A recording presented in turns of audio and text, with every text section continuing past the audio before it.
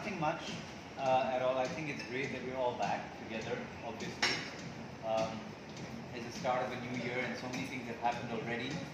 Thank you to all the regional representatives. You guys have added a lot more color. We were, kind of like an aging group of people, the committee.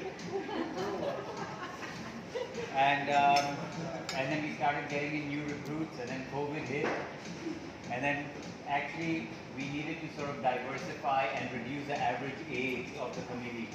So put the age limit.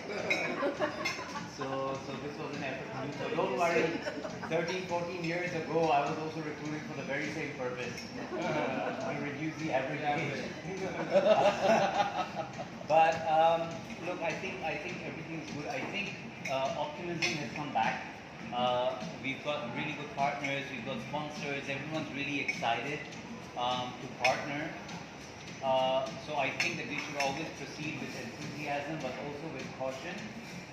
We should make sure that we respect the expectations, manage the expectations, and don't end up, I guess, taking in a lot and not being able to deliver. So I would rather us under promise and over deliver rather than the other way around. This leadership conference was scaring me, to be honest, a little bit because there was so much coming in. But I'm glad that towards the end we are delivering. I guess it's safe to say that a lot of people did sign up, and this momentum is going to keep going. So we've got to think about what we have and what we need to do with that, right? How much more can we actually give back to our member schools is what we need to think about as well. So gone are the days. I was having a conversation with the boys last night as well, that we were looking at some of the money in the coffers and looking at spending money, going on conferences and things like that all over the world. We should be looking at what we can do for our members. The schools that were not able to come to this conference, the schools that don't have budgets to attend these conferences, we should start looking at nominating some of those schools and rotating them around and getting them to attend these events, right?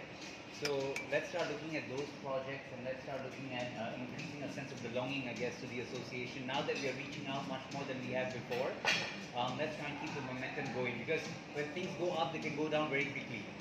At the moment the fanfare is there.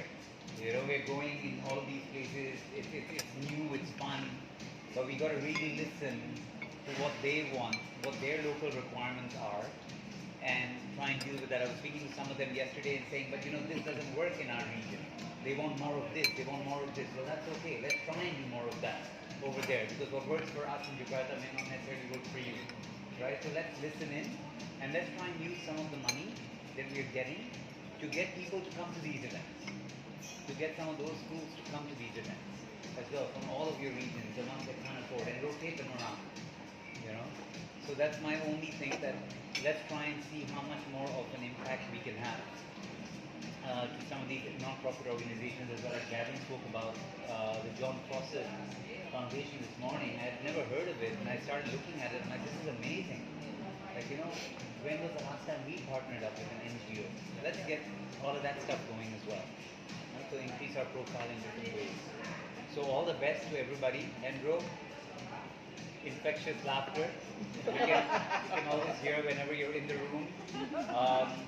So I think it's great. Let's keep the enthusiasm going, but we should have that accountability as well. Yeah. So it keeps Thelma in balance. she gets a little nervous.